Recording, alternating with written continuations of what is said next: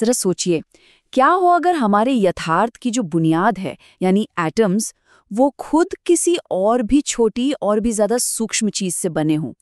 आज हम एक ऐसे ही सिद्धांत पर बात करने वाले हैं जो विज्ञान की मौजूदा समझ को, उसकी सीमाओं को एक तरह से चुनौती देता है। तो चलिए सीधे मुद्दे पर आते हैं।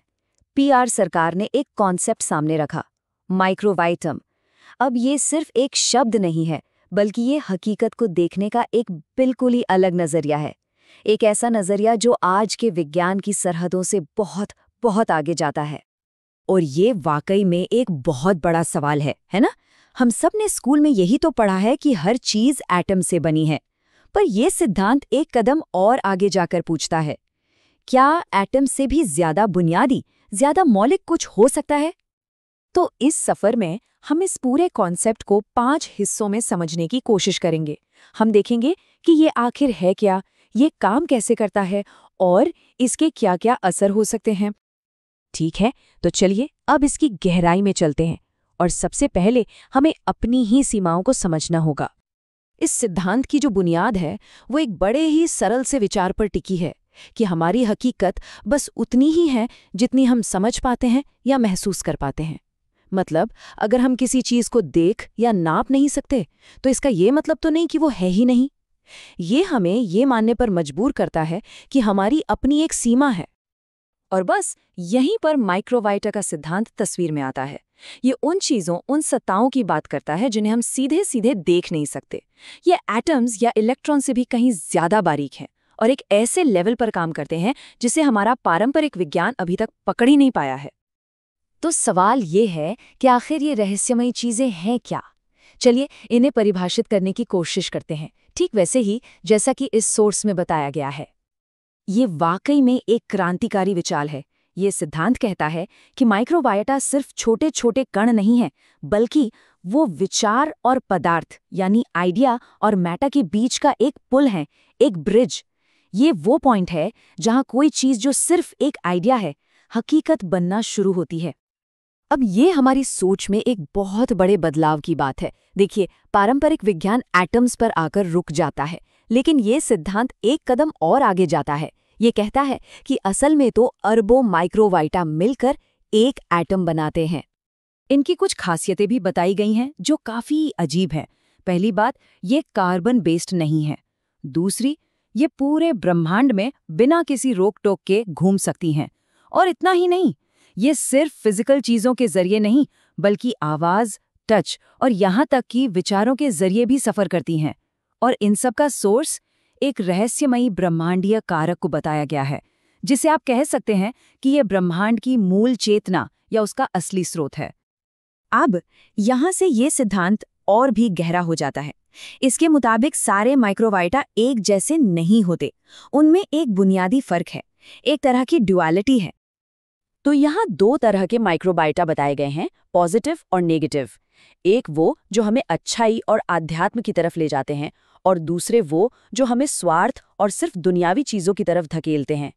ये एक तरह का अच्छा और बुरा, एक नैतिक फर्क है जो कहा गया है कि ब्रह्मांड के सबसे सबसे सूक्ष्म लेवल पर मौजूद है। ये जो टेबल है, ये इस ड्युअलिटी के प्रैक्टिकल असर को और भी साफ करती है। ये दिखाती है कि हमारी इच्छाएं, आज़ादी को लेकर हमारी सोच और हमारा नज़रिया, ये सब इन सूक्ष्म शक्तियों के बैलेंस से कैसे प्रभावित हो सकता है। हमारी इच्छाएं दुनियावी चीज़ों के लिए है या कुछ बड़ा पाने के लिए? हो सकता है इसका जवाब इसी ड्युअलिटी में छिपा हो। अच्छा, अगर ये चीज़ें सच में हैं, तो फिर तो इनका असर हर जगह होना चाहिए, है ना? तो चलिए देखते हैं कि ये सिद्धांत इनके असर को कहाँ-कहाँ देखता है। सबसे पहले बात करते हैं सेहत की। ये मेडिकल साइंस के लिए एक बिल्कुल नया नजरिया है। ये सिद्धांत कहता है कि बीमारियों की असली जड़ बैक्टीरिया या वायरस नहीं, बल्कि नेगेटिव माइक्रोबायोटा है, और इलाज है पॉजिटिव माइक्रोबायोटा को बढ़ाना। और ये असर सिर्फ हमारी सेहत तक ही सीमित नहीं है। इस सिद्धांत के मुताबिक समाज में जो बड़ी बड़ी समस्याएं हैं, जैसे कि साम्राज्यवाद या शोषण, वो भी एक तरह की मानसिक बीमारी हैं, जिन्हें नेगेटिव माइक्रोबायोटा हवा देते हैं और फैलाते हैं। और यहाँ हम देखते हैं कि इसका असर कितना ठोस, कितना कंक्रीट हो सकता है। केमिस्ट्री का ही उदाहरण लेते हैं। ये सिद्धांत कहता है कि हमारे जो केमिकल फॉर्मूले हैं वो अधूरे हैं।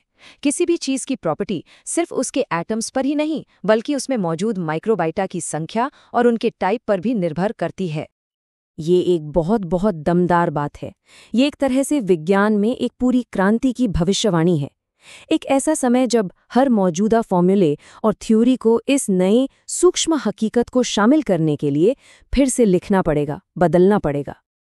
तो जब इतना क्रांतिकारी सिद्धांत सामने हो तो अगला कदम क्या होना चाहिए?